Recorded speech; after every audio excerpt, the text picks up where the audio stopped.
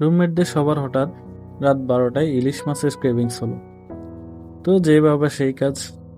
Roommate একজন তার এক বড় ভাইকে ফোন দিল গাড়ি নিয়ে আসার জন্য, আর আমরাও গাড়িতে চেপে বসলাম মাওয়ার উদ্দেশ্যে।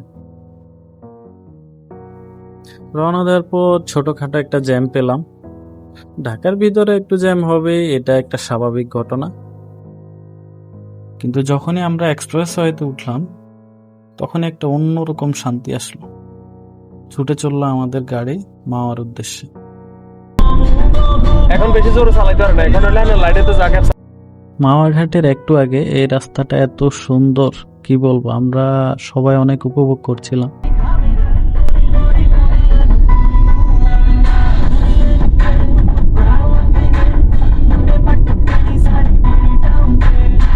এরপর পৌঁছে গেলাম আমাদের সেই কাঙ্ক্ষিত মাওয়া ঘাটে।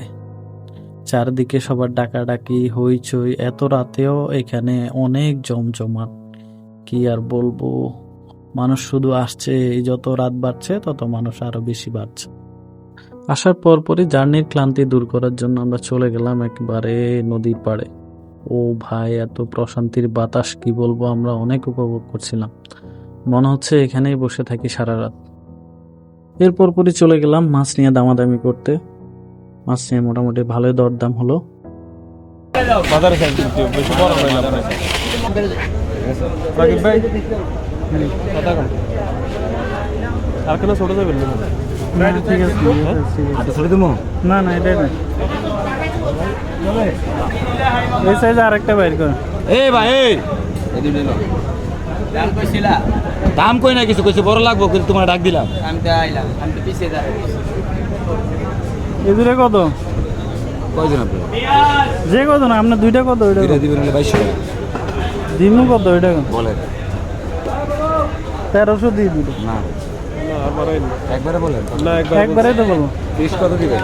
1300। পিস না দুইটা এই তো দুইটাই তো। হ্যাঁ 1300 টাকা দিবেন না, দুটো 1300 দেখি।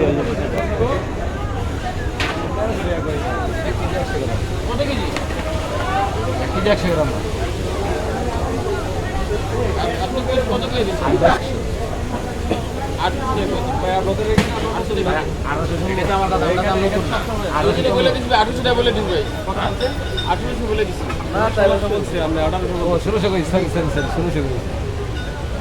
দরদাম শেষ করে আমরা মাছের সাথে আর কি কি খাবো সেটার প্যাকেজ লিস্ট করে ওনাদের কাছ থেকে একটা রিসিপ্ট নিয়ে নিলাম। এরপর আমরা চলে গেলাম মাছ কাটানোর উদ্দেশ্যে। ওনাদেরই এক ভাই হাতে করে নিয়ে গেল আমাদেরকে, যেখানে ওনাদের মাছ কাটতেছে ওখানে। তো মাছ কাটতে গিয়ে দেখি আবার সেখানেও সিরিয়াল।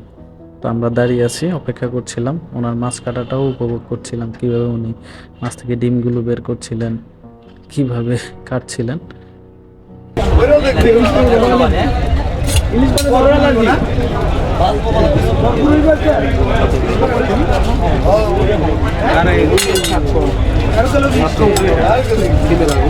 ডিম লাগানো তো স্বাদ নাই, মাছ স্বাদ কমে যায়।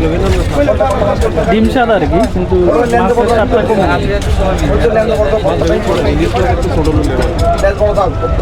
আঙুল লেজ দোনোটা ভর্তা করবে লাগে। এরপর আমরা একটু ভাব নিয়ে ভিডিও করলাম। ওনাদের ভিতরে একটা জায়গা আছে, এটা একবারে নদীর পাড়েই সুন্দর এস্থেটিক কিছু প্লেস রাখছে ওনারা, ফটোজেনিক জোন রাখছে যাতে মানুষ ছবি ভিডিও করতে পারে। তা আমরা সেটা করলাম।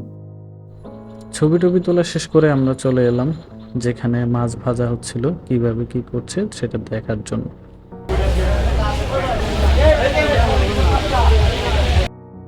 ফাইনালি আমাদের মাছ ভাজা, বেগুন ভাজা এবং মাছের লেজের ভর্তা বানানো শেষ, মোটামুটি নিয়ে আসলো। আমরা এখন খেতে বসবো।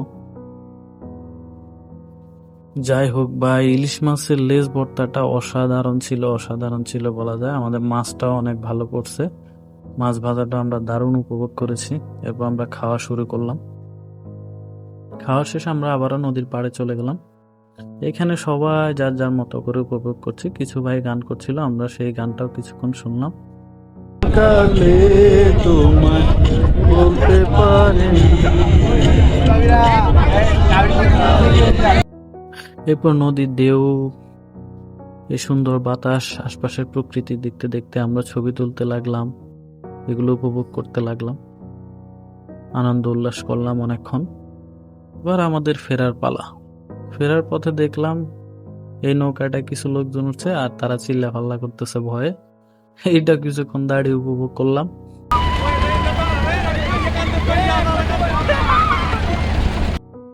এরপর আবার সবাই গাড়িতে চেপে বসলাম। আমাদের এখন দা এন্ড, এই মাছ খাওয়ার ক্রেভিংস সমাপ্তি। ভোর প্রায় 4:30 বেজে গেছে। আমরা আবার বাসার উদ্দেশ্যে রওনা দিলাম এবং সুন্দর একটা জার্নি শেষে আমরা বাসায় ফিরে আসলাম। এবার আমাদের ঘুমানোর পালা। Tata, bye bye.